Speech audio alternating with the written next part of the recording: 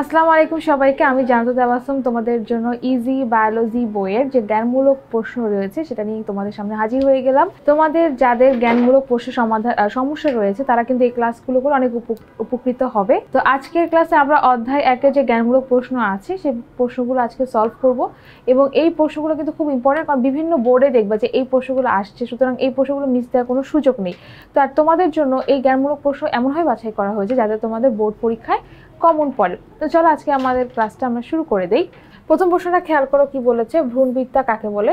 তো ভ্রূণবিদ্যা এটাকে কিন্তু বাংলায়ও প্রশ্ন রাখতে পারে অথবা ইংলিশে প্রশ্ন দিতে পারে। ইংলিশে বললে ইংলিশের নামটা আমাদের অবশ্যই মাথায় রাখতে হবে, এমব্রায়োলজি। ঠিক আছে, এমব্রায়োলজি। তো এইটার এমব্রায়ো শব্দটার অর্থ হচ্ছে কি ভ্রূণ, আর লজি শব্দটা আসছে হচ্ছে লোগোস থেকে, তার মানে হচ্ছে গিয়ে ভ্রূণবিদ্যার তোমার ভ্রূণ নিয়ে আলোচনা করা হচ্ছে। সোজা হিসাব, ভ্রূণবিদ্যা হচ্ছে ভ্রূণ নিয়ে থিওরি বিষয়, অর্থাৎ যে পড়াশোনার বিষয়, এই রিলেটেড কথাবার্তা, এই রিলেটেড আলাপ আলোচনা এই ভ্রূণবিদ্যা আলোচনা করা হয়। তাহলে এখানে যখন আমরা সংজ্ঞা লিখবো, এখানে ভ্রূণবিদ্যা বলেছে।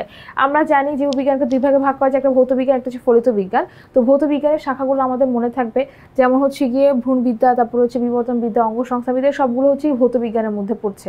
আর কিছু আছে হচ্ছে ফলিত জীববিজ্ঞানের মধ্যে পড়ছে। যেটা যে শাখায় পড়ছে অবশ্যই এরকম সংজ্ঞা লেখার সময় তোমরা ফার্স্টে বলে নিবা সেটা কোন বিজ্ঞানের অন্তর্গত। যদি ভৌত বিজ্ঞানের মধ্যে পড়ে তাহলে আমরা লিখবো ভৌত বিজ্ঞানের যে শাখায়, যদি ফলিত বিজ্ঞানের মধ্যে পড়ে তাহলে আমরা লিখবো ফলিত বিজ্ঞানের যে শাখায়। ঠিক আছে, আচ্ছা তাহলে আমাদের সংজ্ঞাটা একটু ভালো করে দেখি। ভৌত বিজ্ঞানের যে শাখায় জননকোষের উৎপত্তি, মানে যেখান থেকে জননকোষ তৈরি হচ্ছে, তারপরে নিষিক্ত জাইগোট থেকে ভ্রূণের সৃষ্টি, তার মানে হচ্ছে কি নিষিক্ত যে জাইগোটটা আছে সেখান থেকে যে ভ্রূণটা তৈরি হচ্ছে, ভ্রূণটার গঠন, মানে ভ্রূণটার গঠনটা কেমন হবে, ভ্রূণটা পরিস্ফুটন কেমন হচ্ছে, ভ্রূণটা কিভাবে বিকশিত হচ্ছে, এই সব বিষয় নিয়ে যেখানে আলোচনা করা হয় তাকে বলা হচ্ছে কি ভ্রূণবিদ্যা, বা ইংলিশে বলা হচ্ছে কি এমব্রায়োলজি। তার মানে ভ্রূণ সম্পর্কিত, অর্থাৎ ভ্রূণ গঠন থেকে শুরু করে ভ্রূণের বিকাশ পর্যন্ত যে যে ধাপ আছে সবগুলো ধাপকে আমরা হচ্ছে যে শাখায় আলোচনা করি তাকেই আমরা বলছি ভ্রূণবিদ্যা। তাহলে আমাদের যখন ভ্রূণবিদ্যা পড়বো তখন হচ্ছে আমরা মাথায় রাখবো যে ভ্রূণ থেকে তৈরি হয়, জাইগোট থেকে তৈরি হয়। তাহলে আমরা জাইগোট থেকে শুরু করে ভ্রূণ পর্যন্ত, অর্থাৎ জাইগোটের আগ থেকে, অর্থাৎ জননকোষ থেকে তোমার ভ্রূণের বিকাশ পর্যন্ত সকল কিছু আমাদের ভ্রূণবিদ্যা আলোচনা করা হচ্ছে।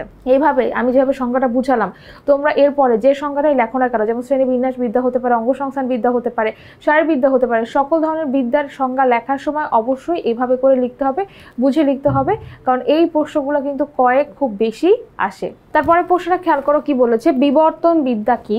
বিবর্তন বিদ্যার একইভাবে আমরা কিন্তু ইংলিশ ওয়ার্ডটাও শিখে রাখবো, ইভলিউশন কি। ঠিক আছে, প্রশ্ন দিতে পারে বিবর্তন বিদ্যা বা ইভলিউশন, যে কোনো একটা দিয়ে প্রশ্ন দিয়ে দিতে পারে।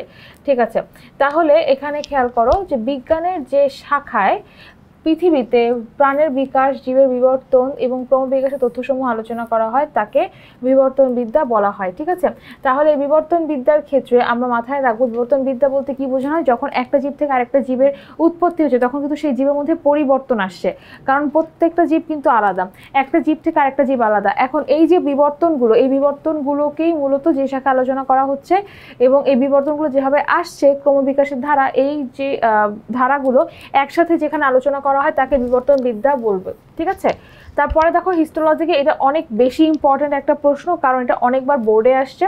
তো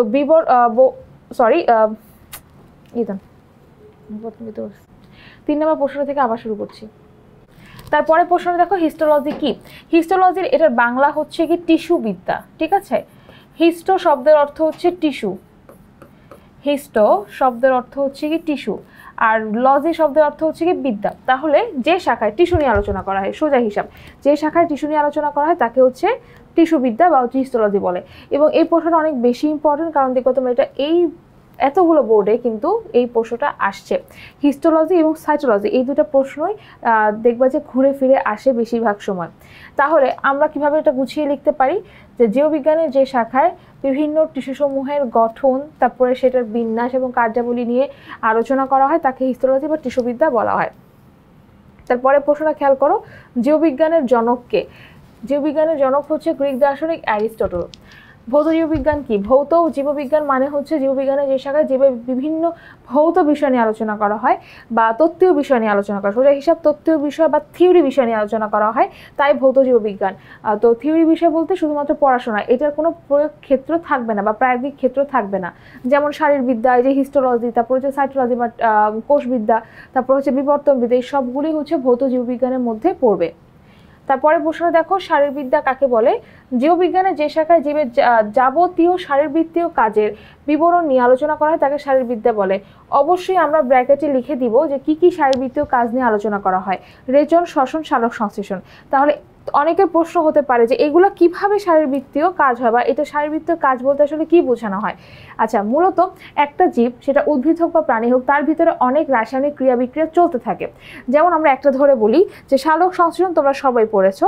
সালোক সংশ্লেষণ প্রক্রিয়ায় উদ্ভিদ কার্বন ডাইঅক্সাইডের সাথে কি করছে, সূর্যের আলোর সাহায্যে এবং ক্লোরোফিলের সহায়তায় অক্সিজেন তৈরি করছে উপজাত দ্রব্য হিসেবে, আর যে খাদ্যটা তৈরি করছে গ্লুকোজ, সেটা উদ্ভিদের দেহে জমা রাখছে, পাতায় জমা রাখছে বা হচ্ছে অন্যান্য অংশে জমা রাখছে।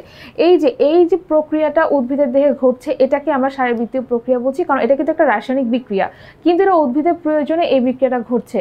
এটা শারীরবৃত্তীয় প্রক্রিয়া, যেটা হচ্ছে একটা জীবের দেহে ঘটছে। আবার তোমরা যদি শ্বসনের কথা চিন্তা করো, মানুষ বলো বা প্রাণী বলো বা উদ্ভিদ বলো, তারা অক্সিজেন গ্রহণ করছে, তার ভিতরে থাকা গ্লুকোজ বা যে শর্করাটা আছে সেই শর্করাটাকে ভাঙছে বা জারিত করছে, করে শক্তি উৎপাদন করছে। তাহলে এটাও কিন্তু এক ধরনের শারীরবৃত্তীয় প্রক্রিয়া হবে।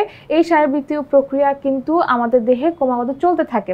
তো এই ধরনের বিভিন্ন যে শারীরবৃত্তীয় কাজ রয়েছে, এই সকল বিবরণ নিয়ে যে শাখায় আলোচনা করা হয় তাকে কিন্তু আমরা শারীরবিদ্যা বলবো। ঠিক আছে? আচ্ছা, এরপরে প্রশ্নটা খেয়াল করো, এন্ডোক্রাইনোলজি কি? কোন শাখায় জীবের হরমোনের কার্যকারিতা নিয়ে আলোচনা করা হয়? এই এন্ডোক্রাইনোলজি শব্দটা কিন্তু, এই এন্ডোক্রাইনোলজির সংজ্ঞাটা কিন্তু খুব খুব খুব বেশি ইম্পর্টেন্ট। ঠিক আছে? আচ্ছা, এই প্রশ্ন দুইভাবে আসতে পারে। একটা হচ্ছে গিয়ে কোন শাখা জীবের হরমোনের কার্যকারিতা নিয়ে আলোচনা করে, আরেকটা হচ্ছে এটা সংজ্ঞা। তো এন্ডোক্রাইনোলজি, এটা বোঝার জন্য আমি শব্দটা একটু ভেঙে তোমাদেরকে বলি। এন্ডোক্রাইনোলজি, এই শব্দটা আসছে এন্ডোক্রাইন থেকে। আচ্ছা, এন্ডোক্রাইন যেটা, এন্ডোক্রাইন, এটার অর্থ হচ্ছে অন্তঃক্ষরা গ্রন্থি। ঠিক আছে? এটা হচ্ছে অন্তঃক্ষরা গ্রন্থি। আর এন্ডোক্রাইন থেকে যেটা বের হয় তাকে আমরা কি বলছি? এন্ডোক্রাইন বা অন্তঃক্ষরা গ্রন্থি থেকে যেটা বের হয় তাকে আমরা হরমোন বলি। এখন কথা হচ্ছে অন্তঃক্ষরা গ্রন্থি কাকে বলে। আচ্ছা, তোমরা হয়তো অন্তঃক্ষরা গ্রন্থি বা বহিঃক্ষরা গ্রন্থি সম্পর্কে পরিচিত, অনেকে হয়তো পরিচিত নাও থাকতে পারো। আমাদের দেহে দুই ধরনের গ্রন্থি রয়েছে, একটা হচ্ছে অন্তঃক্ষরা গ্রন্থি, একটা হচ্ছে কি বহিঃক্ষরা গ্রন্থি। অন্তঃক্ষরা গ্রন্থি, একটা হচ্ছে বহিঃক্ষরা গ্রন্থি। এখন বহিঃক্ষরা গ্রন্থিটা নিয়ে আগে বলি। বহিঃক্ষরা গ্রন্থি হচ্ছে এই সকল গ্রন্থিগুলো থেকে যে রাসায়নিক পদার্থ বের হয় তাদেরকে আমরা হচ্ছে এনজাইম নামে চিনে থাকি। এনজাইমের কাজ হচ্ছে আমরা যে খাবারগুলো খাচ্ছি, যেমন শর্করা খাচ্ছি, প্রোটিন খাচ্ছি, ফ্যাট খাচ্ছি, এই খাবারগুলোকে সহজে ভাঙতে সাহায্য করে। ঠিক আছে? এবং এই বহিঃক্ষরা গ্রন্থি থেকে যখন এনজাইম বের হচ্ছে, বের হওয়ার জন্য নালীর প্রয়োজন হয়। যেমন আমাদের বাসা বাড়িতে আমরা যে পানির লাইনের মাধ্যমে পানি পাচ্ছি, সেটা হচ্ছে গিয়ে বাসার পানি পাচ্ছি বা বেসিনের পানি বলো বা যেগুলো বলো না কেন, এই পানিগুলো আমরা কিভাবে পাচ্ছি? একটা হচ্ছে কি নলের মাধ্যমে পাচ্ছি বা একটা পাইপের মাধ্যমে পাচ্ছি। তো পাইপগুলোর এক একটার এক এক রকম আকৃতি আছে। বাসার যে পাইপ সেটা একটু চিকন, কিন্তু দেখা যাবে হচ্ছে যেটা তোমার মোটর থেকে যে পানিটা বিল্ডিংয়ের উপর উঠে, সেই পাইপটা হয়তো আবার মোটা। তো এই যে পাইপের মাধ্যমে পানিটা যাচ্ছে, তার মানে পানি যাওয়ার জন্য একটা সুছিদ্র বা একটা হচ্ছে সুনির্দিষ্ট ছিদ্রযুক্ত নলের প্রয়োজন হয়, যার মাধ্যমে পাইপটা উপরের দিকে বা নিচের দিকে ওঠানামা করবে। ঠিক সেভাবে বহিঃক্ষরা গ্রন্থি থেকে নালী অবশ্যই তৈরি হবে। এই নালীর মধ্য দিয়ে এনজাইমটা যাবে, কারণ এনজাইমটা নালীর মধ্য দিয়ে চলার জন্যই সেটা উপযোগী হিসেবে তৈরি করা হয়েছে। এখন এনজাইমটা হচ্ছে যে সকল জায়গায় বহিঃক্ষরা গ্রন্থি থাকে সেই সকল জায়গায় তোমার নালীর মাধ্যমে এনজাইম কাছাকাছি যে অঙ্গটা থাকে সেই অঙ্গে গিয়ে তোমার সে পরিপাকে সাহায্য করছে। এখন তোমরা হয়তো উদাহরণ জানতে চাইবে যে উদাহরণটা কি হতে পারে। তোমাদের একটা উদাহরণ বলি, সেটা হচ্ছে আমরা যে ভাত, নুডলস, তারপর রুটিগুলো খাচ্ছি, এগুলো সবগুলো হচ্ছে শর্করা জাতীয় খাবার। ঠিক আছে? আচ্ছা, তো এই শর্করা জাতীয় খাবারকে ভাঙার জন্য তোমার অগ্নাশয় নামের একটা গ্রন্থি আছে,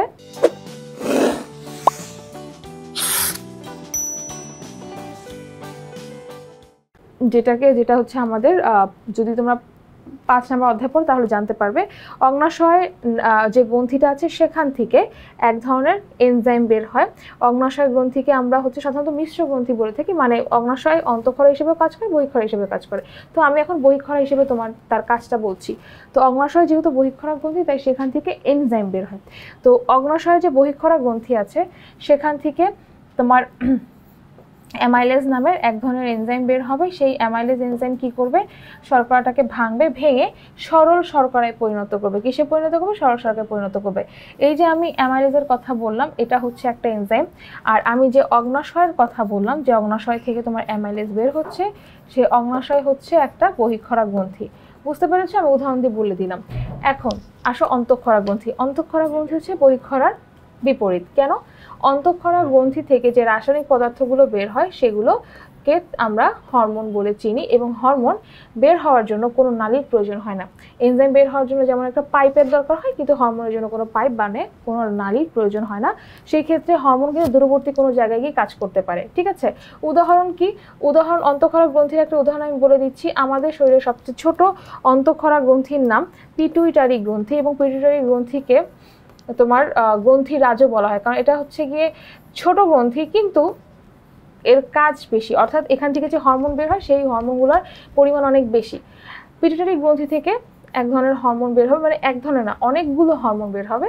তার মধ্যে কিছু আছে হচ্ছে গিয়ে তোমার উদ্দীপক হরমোন। উদ্দীপক হরমোন বলতে বোঝানো হয় যে অন্য কোনো গ্রন্থি থেকে কোনো হরমোনকে বের করতে হলে তখন এই উদ্দীপক হরমোনগুলো কাজ করে। উদ্দীপক বলতে আরেকটা হরমোন বের করার জন্য উদ্দীপনা তৈরি করা, অর্থাৎ একটা ধাক্কা দেয়া। ঠিক আছে? যে এই গ্রন্থিটা থেকে হরমোন বের হচ্ছে না, ঠিক আছে, আমি ওই গ্রন্থিটাকে ধাক্কা দিব, তাহলে ওইখান থেকে ওই হরমোনটা বের হবে। ব্যাপারটা হচ্ছে সেরকম। পিটুইটারি গ্রন্থি থেকে অনেকগুলো হরমোন বের হয়। আমি একটা হরমোনের নাম লিখে রাখছি, সেটা হচ্ছে কি তোমাদের বইয়ের ভিতরেই তোমরা খেয়াল করবা, তোমাদের 10 নম্বর অধ্যায় 11 নম্বর অধ্যায়ে কিছু হরমোনের নাম বলা আছে। আমি একটা বলে দিই, থাইরয়েড স্টিমুলেটিং হরমোন। ঠিক আছে? ওকে, তো এটা হচ্ছে গিয়ে হরমোন। অন্তঃক্ষরা গ্রন্থির নাম হচ্ছে পিটুইটারি গ্রন্থি, আর হরমোনের নাম হচ্ছে গিয়ে stimulating hormone. Thyroid stimulating hormone নামের একটা হরমোন বের হয়, যে হরমোনটা তোমার থাইরয়েড যে গ্রন্থি থেকে আমাদের গলার এখানে থাইরয়েড গ্রন্থিটাকে উদ্দীপনা সৃষ্টি করে, থাইরয়েড গ্রন্থিটাকে একটা ধাক্কা দেয়, যে থাইরয়েড গ্রন্থি থেকে যে হরমোন বের হওয়ার কথা সেই হরমোনগুলোকে বের করতে হেল্প করবে। তাহলে আমরা কিন্তু একটা এন্ডোক্রাইনোলজি পড়তে গিয়ে তখন কিন্তু তোমাকে অনেক কিছু আলোচনা করে দিলাম।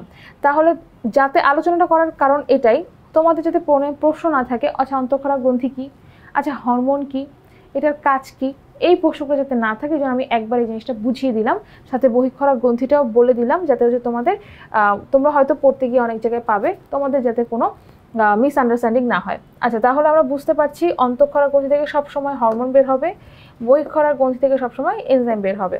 তাহলে আমাদের প্রশ্ন ছিল হচ্ছে এন্ডোক্রাইনোলজি কাকে বলে। তার মানে যেহেতু অন্তঃক্ষরা গ্রন্থি থেকে হরমোন বের হচ্ছে, সাধারণত ভৌত জীববিজ্ঞানের যে শাখায় জীবদেহে হরমোনের কার্যকারিতা নিয়ে আলোচনা করা হয় তাকে বলা হয় এন্ডোক্রাইনোলজি। তোমরা আবার সংজ্ঞায় বলে দিও না অন্তঃক্ষরা গ্রন্থি নিয়ে যাতে আলোচনা করা হয়, অন্তঃক্ষরা গ্রন্থি না, আমাদের মূলত হরমোন নিয়ে আলোচনা করা হবে এন্ডোক্রাইনোলজিতে, কারণ হরমোনটা আমাদের দেহের জন্য খুব গুরুত্বপূর্ণ। এখানে আসলে হরমোনটাই মুখ্য বিষয়। ঠিক আছে? আচ্ছা, এরপরে প্রশ্নটা আমরা খেয়াল করি। তারপরে কি বলেছে, বাস্তুবিদ্যা কি?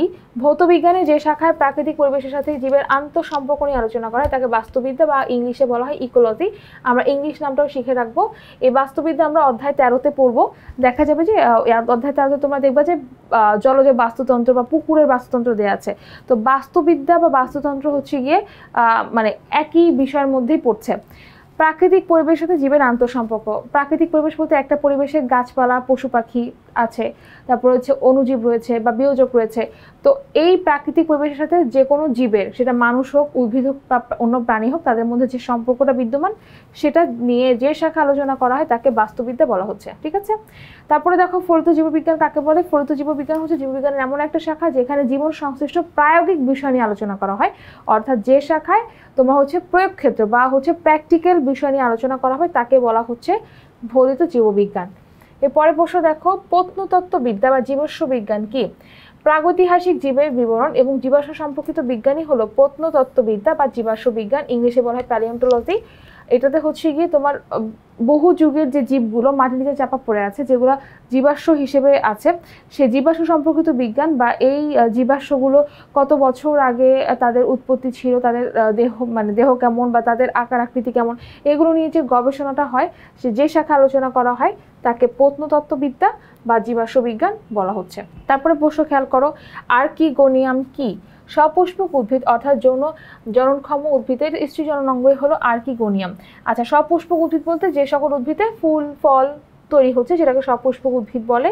তারপরে জননক্ষম উদ্ভিদের বলতে যে উদ্ভিদের হচ্ছে স্ত্রী জননাঙ্গ বা পুরুষ জননাঙ্গ আছে, ঠিক আছে। তো এখন যে উদ্ভিদের স্ত্রী জননাঙ্গ রয়েছে, পুরুষ জননাঙ্গ নাই, শুধু স্ত্রী জননাঙ্গ রয়েছে, তাকে আমরা বলছি আর্কিগোনিয়াম, ঠিক আছে, এবং সেটা পরবর্তীতে প্রজননে অংশ নিবে।